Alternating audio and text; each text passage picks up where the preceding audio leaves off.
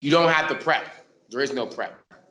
And like, I think it really helped me out because everyone's like, you look super relaxed in the cage. I think it really helped that I fought 3 weeks before that. So like my body had already been comfortable in the cage. So it was, in fact, I stepped into the UFC cage and I was more relaxed than I was than I stepped into like the local for my organization I'm the champ for 247. Like, cause I was like, that was nerve wracking. And this was just like, oh man, like I stepped in. I remember I stepped in the cage. I'm like, this is weird. I don't feel nervous. And I was like, all right, I'm doing my thing. I bounce off the cage like I normally do. And I was like, feels relaxed. Anticipation and over dwelling on things can always like make the moment a little bit more than it really is. So for me, I like the simple fact that I didn't have to have that and stuff later, man.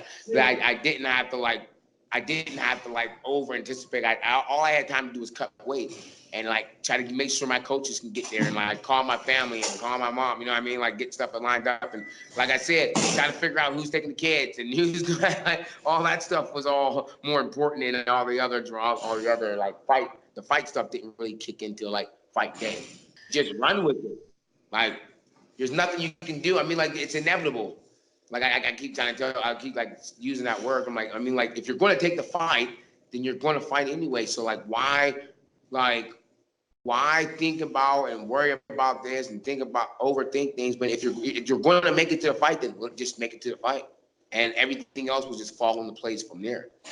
Like, I mean, they were basically just making sure I made weight because I was like, I want to make sure. That was my big thing. I'm like, I want to make sure I make weight because I promised my manager Jason I can make weight. I was 19 pounds over, so it was just about making sure I make weight and like do the things I was supposed to do and stuff. So it was, and at the same time, like I'm seeing all these fighters that I love. Like I'm like, oh, all these, and I'm like trying not to be starstruck. I'm trying to keep my own focus on and stuff. So it was a bunch of stuff all followed up into a really crazy for and that, like the night of fight, like after the fight that night, I had to be back down in the lobby so I can catch my bus out to the airport so I can be on a plane at 7 o'clock. So that the entire day just all wound up. But then it was like, all right, get back to the airport. Boom, right.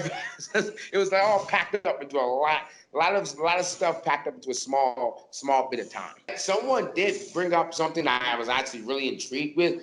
Someone said something about they said Joe Lozon was looking for one more fight. Would I be willing to fight Joe Lozon? I was like, that's actually a fight that I would love to do because Joe Lozon's a gangster that just like hardcore gang. I'm like, yeah, like dude's been doing it for a while. Like, and he's looking for something like a banger fight to go out with. I'm like, yes, I would love that. So I got to sit back and talk to my manager. Like, yo, is that a real option? If Joe Lozon is really looking for an opponent, I'm down. No disrespect at all. This is nothing but respect. You're a fucking OG. I would look forward to getting in there and throwing down with him.